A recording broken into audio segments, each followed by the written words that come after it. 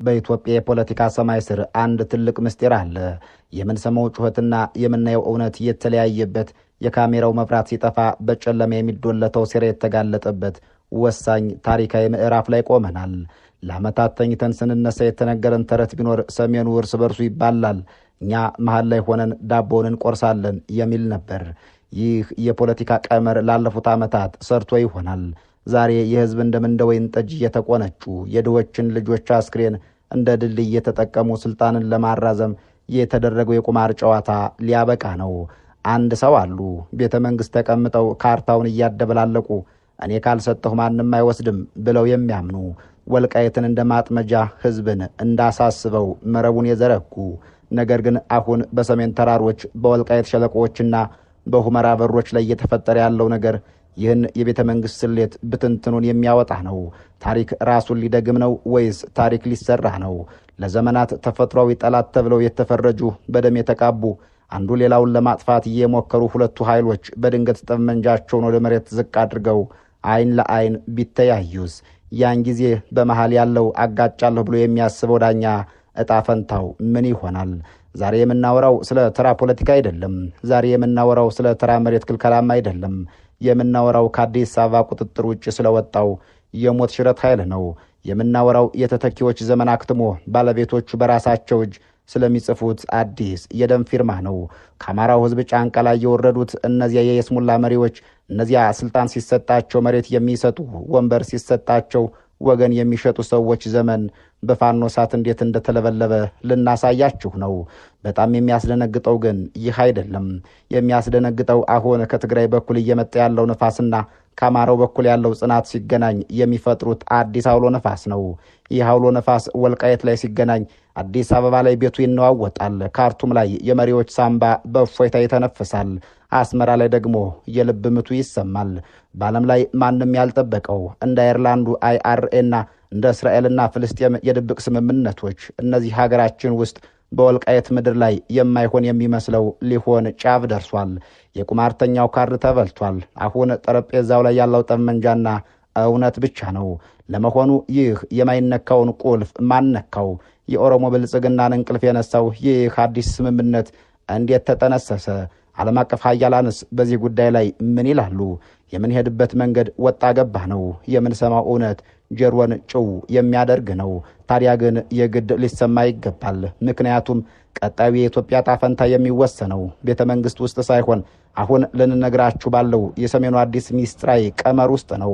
የተከበራችሁ የበራፍ ቲቪ ቤተሰቦች እስከ ዝግጅቱ ፍጻሜ አብራችሁን ቆዩም። ከዚህ ቀደም የአማራ ሕዝብ የፖለቲካ ተዋናያን ተብሎ የሚጠሩት አካላት የማንነታቸው ነጸብራቅ ከሕዝቡ ፍላጎት ጋር እየተጣላ ነበር። አንዳንዴ በስማቸው አንዳንዴ በግብራቸው የሕዝብን ጥቅም ለሌላ አሳልፈው በመስጠት ይወቀሳሉ። ዛሬ ግን የፖለቲካው ሰሌዳ ተቀይሯል።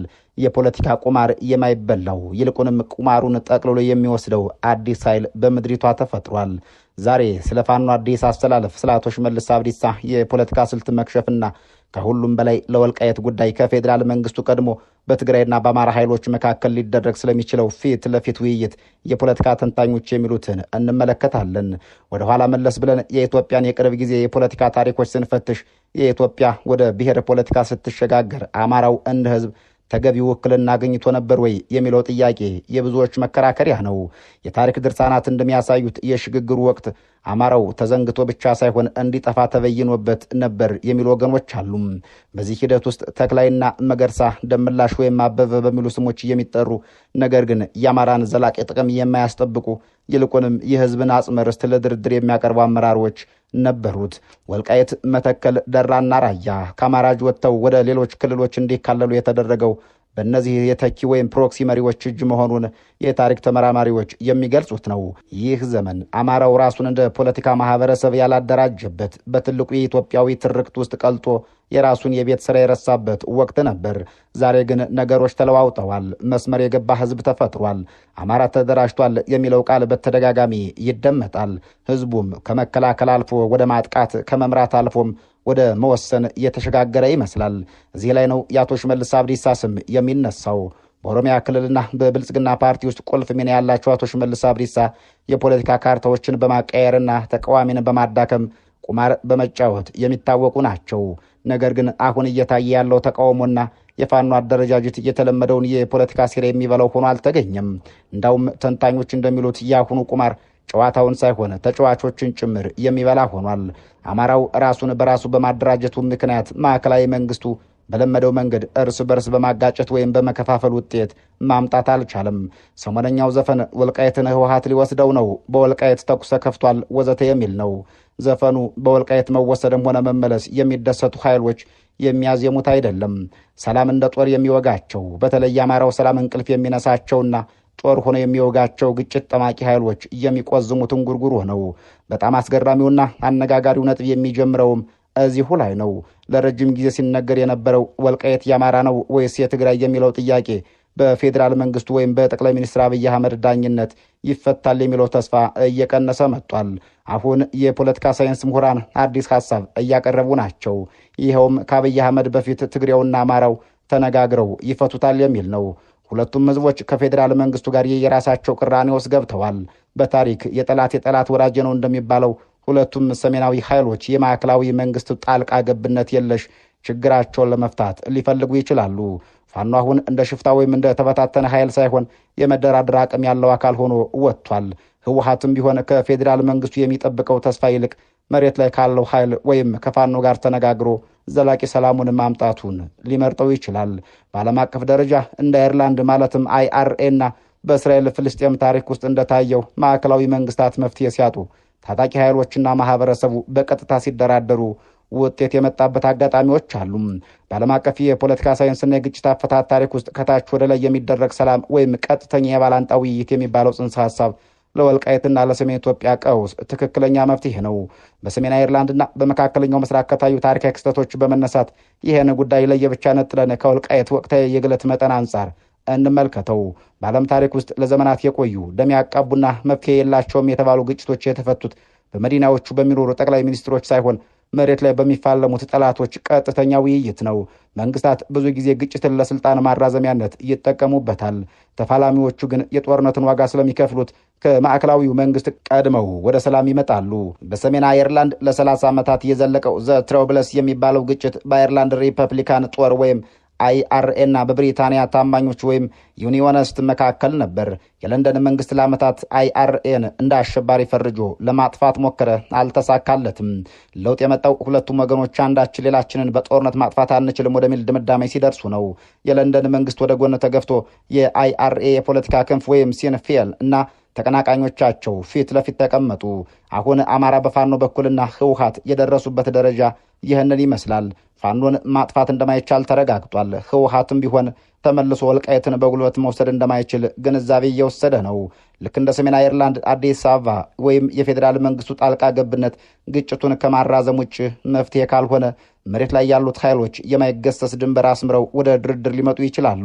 በተመሳሳይ መልኩ በ1990ዎቹ መጀመሪያ ላይ የእስራኤል መንግስት ከፍልስጤም ነጻ አውጪ ድርጅት ጋር ወይም ፒኤልኦ ጋር መነጋገር ማለት ከዲያብሎስ ጋር መመገብ ተደርጎ ይወስደው ነበር። ነገር ግን በድብቅ በተደረጉ ንግግሮች ሁለቱም አካላት የህልውና እውቅና ለመሰጣጠት ተገደዱም። በወልቃይት ጉዳይ ትልቁ ችግር እውቅና የመንፈቅ ችግር ነው። ትግራይ አካባቢውን ምዕራብ ትግራይ ትለዋለች፣ አማራ ደግሞ ወልቃይት ጠገዴ ይለዋል። የፌዴራል መንግስቱ ደግሞ ጉዳዩን በማንጠልጠል እሳት ይሞቃል። ልክ እንደ ኦስሎ ስምምነት በወልቃይት መፍትሄ የሚመጣው ፋኖና የትግራይ ወታደራዊ አመራሮች በተለይም ከፖለቲከኞች በስተጀርባ ተገናኝተው መሬቱ የኔ ነው በሚለው ክርክር አንስማማ፣ ነገር ግን አብረን እንዴት መኖር እንደምንችልና ወታደራዊ ግጭት እንድናቆም እንስማማ የሚል ተግባራዊ ስምምነት ሲያደርጉ ነው። ይህ በዓለም አቀፍ ደረጃ በልዩነት ውስጥ አብሮ የመኖር ስልት የሚሰኘው ነው። አሁን ወደ ዋናው ጉዳይ እንምጣ። ለምንድን ነው ማዕከላዊ መንግስት መፍትሄ መስጠት ያቃተው እና ለምን ፋኖና የትግራይ ኃይሎች ብቻቸውን መፍትሄ ሊያመጡ ይችላሉ? ጠቅላይ ሚኒስትር አብይ አህመድ አንዱን አሸናፊ ሌላውን ተሸናፊ ማድረግ አይፈልጉም። ምክንያቱም አንዱ ሲያሸንፍ የእሳቸው ስልጣን ስጋት ውስጥ ይወድቃልና ነው። ስለዚህ ወልቃይትን የቁማር መብያ ካርድ አድርገው ይዘውታል። መሬት ላይ ያሉት ታጣቂዎች ግን ይህንን ተረድተውታል። ፋኖ ልክ እንደ አይአርኤ ከአካባቢው ህዝብ የተወለደና የማይነጠል ኃይል ሆኗል። ይህ ኃይል አሁን ያለው አቅም ወልቃይትን መከላከል ብቻ ሳይሆን ወደ ትግራይ ጥልቅ ብሎ የመግባት ወይም የኢኮኖሚ መስመሮችን የመዝጋት አቅም አለው። ይህ አቅም ነው ትግራይን ወደ ድርድር ጠረጴዛ የሚጎትተው። በአይአርኤ እና በእስራኤል ታሪክ እንደታየው መፍትሄው የሚጀምረው የደህንነት ዋስትና በመሰጣጣት ላይ ነው። ትግራይ ምን ትፈልጋለች? ወደ ሱዳን የሚያስወጣ የኢኮኖሚ ወይም የሸቀጥ መስመር? አማራ ወይም ወልቃየት ምን ይፈልጋል? የማንነት ጥያቄው ተከብሮለት መሬቱ የአማራ ክልል አካል ሆኖ መቀጠል። እነዚህ ሁለቱ ፍላጎቶች የሚጣረሱ ቢመስሉም በቀጥታ ድርድር ማስታረቅ ይቻላል። ለምሳሌም ወልቃየት በአማራ አስተዳደር ስር ሆኖ ለትግራይ ነጋዴዎች ልዩ የንግድ ኮሪደር መፍቀድ። ይህ አይነቱ ስምምነት ማዕከላዊ መንግስት በሌለበት በታጠቁ ኃይሎች መካከል ብቻ ሊፈጸም የሚችል ነው። በእስራኤልና ፍልስጤም መካከል የተጀመረው የሰላም ሂደት የከሸፈው ጽንፈኞች ሂደቱን ስላደናቀፉት ብቻ ነው። በሰሜን ኢትዮጵያም ፋኖና የትግራይ ኃይሎች እርስ በርስ ቢነጋገሩ አዲስ አበባ ያለው መንግስት ይህንን ሰላም ለማደፍረስ የማይፈነቅለው ድንጋይ ላይኖር ይችላል። በእርግጥ ወልቃየት መሬት ብቻ አይደለም። ወልቃየት በር ናት። ሁመራ የኢትዮጵያ ፖለቲካ መተንፈሻ ሳንባ ናት። ሰሜኑ በራሱ መንገድ ቢስማማ ካርቱም፣ አስመራና ካይሮ ምን ይሰማቸዋል? በዓለም ታሪክ የማዕከላዊ መንግስት ጫና ሲበዛባቸው የጠረፍ ኃይሎች የፈጠሩት ጥምረት ቀጠናን እንዴት ቀየረ? ጂኦፖለቲካውን በጥልቀት አንድ በአንድ እንመልከተው። በቀጠናው ፖለቲካ ውስጥ ወልቃይት ጠገዴ፣ ሰቲት ሁመራ ማለት የአንድ አካባቢ ስም ብቻ አይደለም። ፖለቲከኞች እንደሚሉት ሁመራ ስትራቴጂካዊ ጥልቀት የምትሰጥ ቦታ ናት። አማራውና ትግሬው በወልቃየት ጉዳይ ከፌዴራል መንግስት ውጭ ስምምነት ላይ ከደረሱ የሚከተለው ነገር ሊፈጠር ይችላል። ማዕከላዊ መንግስት ሰሜኑን ለመቆጣጠር የሚጠቀመው ዋነኛ መሳሪያ መክበብ ነበር። ሁለቱ ኃይሎች ከተስማሙ ግን ይህን የክበበው ሰንሰለት ይሰበራል። ልክ የኢራቅ ኩርዶች ከማዕከላዊ ባግዳድ መንግስት ውጭ ከቱርክ ጋር የነዳጅ ንግድ መስመር እንደከፈቱት ሁሉ የሰሜን ኢትዮጵያ ኃይሎችም ከሱዳን ጋር ቀጥተኛ የኢኮኖሚና የሎጂስቲክስ መስመር ሊከፍቱ ይችላሉ። የአቶ ሽመልስ አብዲሳ ወይም የኦሮሞ ፖለቲካ ልሂቃን ሰሜኑን አዳክሞ የመግዛት ህልም የሚከሽፈው ሰሜኑ የራሱ የሆነ የውጭ በር ሲያገኝ ብቻ ነው። ያ በር ደግሞ ወልቃይት ጠገዴ፣ ሰቲት ሁመራ ነው። እዚህ ላይ የፕሬዝደንት ኢሳያስ አፈወርቂ ዝምታ ጥልቅ ትርጉም አለው። ኤርትራ የህወሓትን መጥፋት ትፈልግ እንጂ በአሁኑ ሰዓት ከብልጽግና መንግስት ጋር ያላት ግንኙነት የከረረ ነው። በአፍጋኒስታን ታሪክ እርስ በርስ ሲገዳደሉ የነበሩ ታጂኮች፣ ኡዝቤኮችና ሀዛራዎች ታሊባን መሀል ሀገርን ተቆጣጥሮ ሲመጣባቸው ልዩነታቸውን አቻችለው የሰሜን ህብረት ፈጠሩም። ኤርትራ ዛሬ የምትፈልገው አዲስ አበባን ተቆጣጥሮ የቀጠናውን የሚያተራምሰውን ኃይል ወይም የጠቅላይ ሚኒስትር አብይ አህመድን መንግስት ለማዳከም በአማራና በትግራይ መካከል የሚደረግ ገደብ ያለው ስምምነትን ልትደግፍ ትችላለች። ጠላቴ ወይም ህወሓት ከሌላኛው ጠላቴ ወይም አብይ ጋር ከመዳበል ከጎረቤቱ ወይም ከአማራ ጋር ተስማምቶ እኔን ባይነካኝ ይሻላል ወደሚል ስሌት ልትመጣም ትችላለች። የአይነቱ አካባቢያዊ ኃይሎች ከማዕከላዊ መንግስቱ ይልቅ እርስ በርስ ተስማምተው ሰላም ያወረዱበት ታሪክ አዲስ አይደለም። ሁለት ወሳኝ ዓለም አቀፍ ማሳያዎችን እንመልከታቸው። የቦስኒያ ዴይተን ስምምነት አይነት አንዱና ዋነኛው ማሳያ ነው። በዩጎዝላቪያ መፍረስ ወቅት ማዕከላዊ መንግስት ሲዳከም ሰርቦች፣ ክሮአቶችና ቦስኒያኮች መሬት ላይ ተዋግተው በመጨረሻ የራሳቸውን ግዛት ይዘው ተደራደሩም። ዛሬ ቦስኒያ አንድ ሀገር ብትሆንም ውስጣዊ ኃይሎች ግን የራሳቸው ፖሊስ፣ ፓርላማና መዋቅር አላቸው። ፋኖና የትግራይ ኃይሎች የወልቃየትን ጉዳይ የሚፈቱት በህገ መንግስት ሳይሆን በጉልበት ሚዛንና በጋራ ጥቅም ላይ በተመሰረተ አዲስ የወሰን ስምምነት ሊሆን ይችላል። የአየርላንድ ጉድ ፍራይዴይ ስምምነት ደግሞ ሁለተኛው ማሳያ ነው። ከላይ እንደተባለው በሰሜን አየርላንድ ለዘመናት የዘለቀው ደም አፋሳሽ ግጭት የቆመው ፖለቲከኞች ለንደን ላይ ስላወሩ ሳይሆን መሬት ላይ ያሉት ታጣቂዎች መገዳደሉ እንደማያዋጣ ሲረዱ ነው። አሁንም በአማራና በትግራይ መካከል ሰላም የሚመጣው አዲስ አበባ በሚሾሙ ካድሬዎች ሳይሆን መሬት ላይ በቆሰሉበት ዋጉና የጦርነትን መራራነት በቀመሱት የቀጠናው አክተሮች ስምምነት ብቻ ነው። በእርግጥ እንዲህ ያለው የመፍትሄ መንገድ የራሱ የሆነ ችግር አለው። አልጋ ባልጋ የሚፈጸምም አይሆንም። ሱዳን ራሷ እየተቃጠለች ነው። ጀነራል አልቡርሃንና ሄሚቲ እየተዋጉ ባለበት ሁኔታ የአማራና የትግራይ ኃይሎች ከማን ጋር ወዳጅነት ይፈጥራሉ የሚለው ትልቅ የቤት ስራ ነው።